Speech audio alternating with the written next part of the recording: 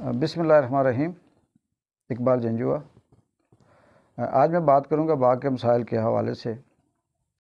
اور بڑا گنجان آباد شہر ہے۔ اس میں آئے روز دیکھتے ہیں مسائل بڑھتے جا رہے ہیں۔ اس پہ میں تھوڑی سی روشنی ڈالوں گا، کیونکہ وقت گزرنے کے ساتھ ساتھ اس کے مسائل میں کمی ہونے کے بجائے اضافہ ہی دیکھنے میں آیا ہے۔ اگر ہم صفائی ستھرائی کے حوالے سے بات کریں تو یعنی وہاں سے لے کر گندگی ہو گئی، سیوریج کا نظام، صاف پینے کا پانی، اس میں قبضہ مافیا، تجاوزات، ٹریفک کے بڑھتے ہجوم، پارکنگ کا نہ ہونا، اس کے بڑے مسائل رہے ہیں۔ اس کے ساتھ اگر ہم بازار کی جو تجارت ہے اس پہ بات کریں تو 2 نمبر ادویات سرعام فروخت ہو رہی ہیں۔ کھانے پینے کی ناقص اشیاء، ہوٹلز، بیکری اور دیگر جو ہماری اشیاء خورنوش ہیں، اس میں کوئی چیک اینڈ بیلنس نہیں ہے۔ من مانے ریٹ ہیں، مرضی جو آتی ہے وہ پکا لیتے ہیں۔ کیا پکا ہوا ہے اور وہ کیا صحت کے مطابق ہے نہیں ہے، اس کا کسی کو کوئی پرواہ نہیں۔ جو ہماری انتظامیہ ہے اس کی بھی بس صرف نوٹس کی حد تک یا ایک آدھ چھاپے کی حد تک کارروائی ہوتی ہے۔ یہ کہا جائے کہ باغ شہر کے اندر کوئی پالیسی، کوئی اصول، کوئی ضابطہ نہیں ہے تو میرے خیال میں یہ کہیں غلط نہیں ہوگا۔ ضلع باغ کو اگر ہم سیاسی حوالے سے ڈسکس کریں تو یہ بڑا نمایاں رہا ہے حکومت سازی میں، اور حکمرانی سے لے کر سیاست تک یہ جو باغ ہے، اس کے جو سیاستدان ہیں، جو سیاسی کارکن ہیں، حکومت کے اندر اس کا بڑا اہم کردار رہا ہے۔ باغ کے سیاستدان، اگر ہم یہ کہیں کہ جی آزاد کشمیر کی تاریخ میں جو حکومت ہے، حکمرانی کا جو سہرا تھا وہ باغ میں سب سے زیادہ رہا، تو غلط نہ ہوگا۔ مگر مسائل کم ہونے کے بجائے بڑھتے گئے اور بڑھتے جا رہے ہیں۔ ماضی میں اگر ہم بات کریں تو مسلم لیگ نون کے رہنما مشتاق نواز صاحب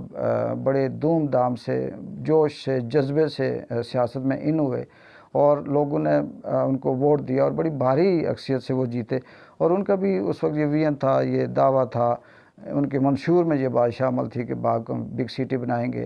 اور اس کو ماڈل ضلع بنا کر دکھائیں گے۔ اس میں بہت سے انہوں نے ترقیاتی منصوبوں کا اعلان کیا تھا، بہت سی چیزیں کہا تھا کہ نہیں ہوں گی، وہ بھی نہیں ہو سکی۔ 5 سال گزر گئے، ہم نے دیکھا کہ کچھ بھی نہیں ہے۔ ہاسپٹلز میں جائیں تو بہت ہی برا حال ہے،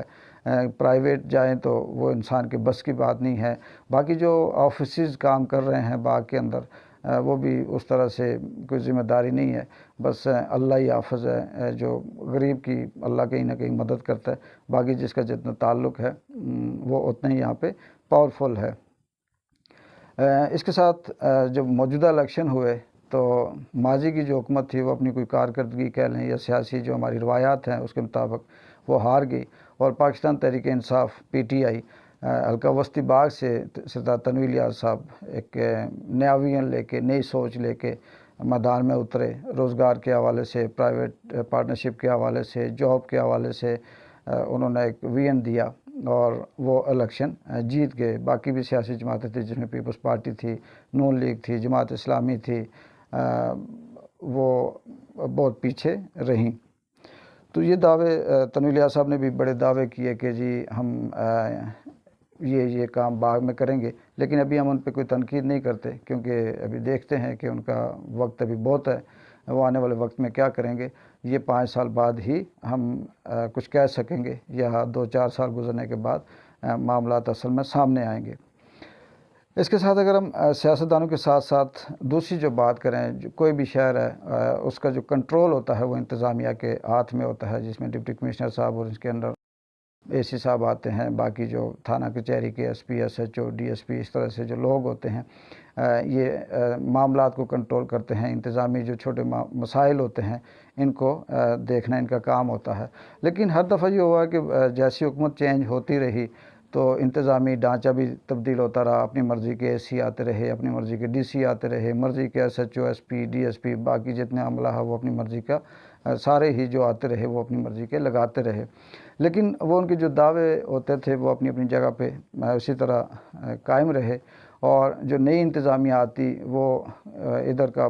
پٹ کے ادھر، ادھر سے پلٹ کے ادھر، بس اس طرح سے وہ نظام چلاتی رہی، اور آئے روز کبھی میٹنگ ہوتی، کبھی پریس بریفنگز ہوتی، کبھی صحافیوں کو بلایا جاتا، کبھی کہیں چھاپے مارے جاتے، کہیں کوئی دودھ گرا دیا جاتا، یا کہہ لیں کہ ہوٹل پہ چھاپا مارا، بیکری میں مارا، اور وہ کارروائی ایک دو دفعہ دیکھنے میں آئی اور اس کے بعد ان کی جاگ بھی بیٹھ جاتی ہے، اور وہ سلسلہ جی ہم قبضہ مافیا کے خلاف کارروائی کریں گے، یہ سارا کچھ اسی طرح چلتا رہا۔ ہمارے جو موجودہ ڈپٹی کمشنر صاحب آئے صابر مغل صاحب، انہوں نے بھی اپنے عملے کے ساتھ کچھ متحرک نظر آئے، بہت سی جگہ پہ ٹریفک کے نئے پلان، نئی چیزیں انہوں نے متحرک کی، پولیس ایکٹیو رہی، اور ہوٹلوں پہ، قصاب کی دکانوں پہ، دیگر جو معاملات تھے اس پہ وہ چھاپے مارتے رہے، سنتے رہے، ہم رپورٹ کرتے رہے،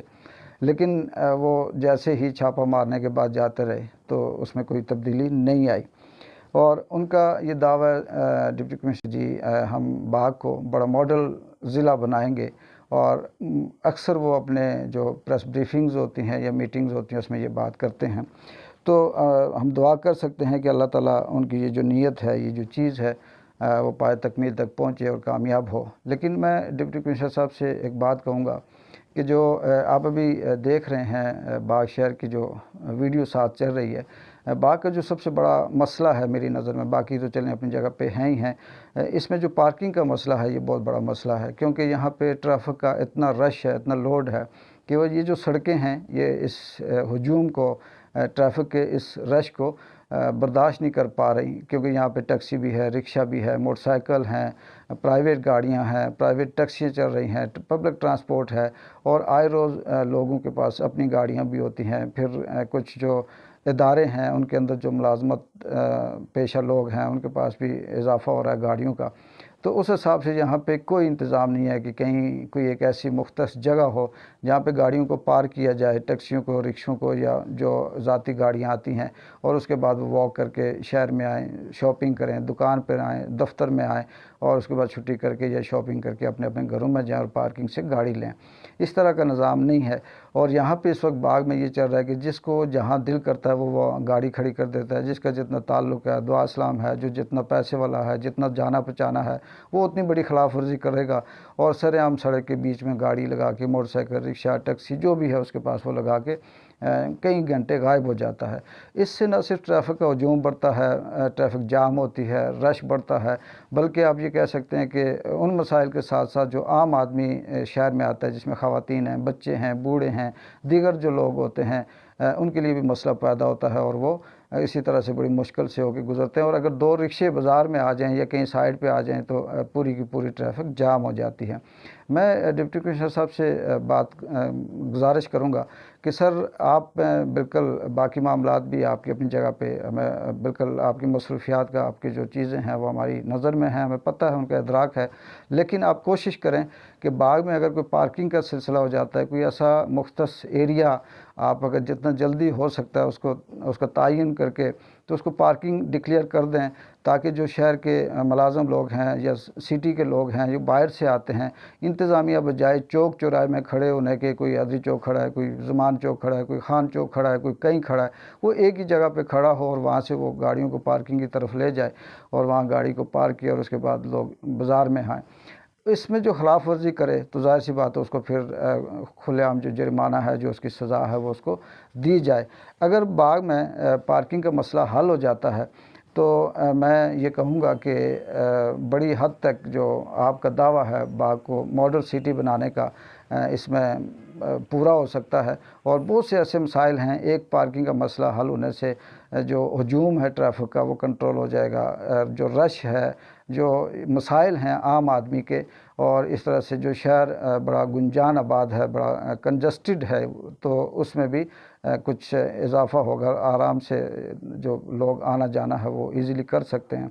تو صابر صاحب، آپ پارکنگ کا مسئلہ اگر باغ میں حل کر دیتے ہیں تو یہ کہا جا سکتا ہے کہ آپ نے باغ کے لیے بہت بڑا کام کیا، اور اس کو یاد بھی رکھا جائے گا جب تک باغ ہے، تو یہ کہا جائے گا کہ یہ جو پارکنگ کا مسئلہ تھا بہت بڑا ایشو تھا، اس کو فلاں ڈپٹی کمشنر صاحب نے آ کر حل کیا۔ تو میری دعائیں، ہمدردیاں آپ کے ساتھ ہیں، اللہ تعالیٰ آپ کی اس نیت کو، اس سوچ کو، اس خواہش کو پائے تکمیل تک پہنچائے اور آپ کو کامیاب کرے، اور پارکنگ کا مسئلہ اگر حل ہوتا ہے تو ہم سب کے لیے آسانی ہوگی۔ اسی کے ساتھ اقبال جنجوعہ کو اجازت دیں۔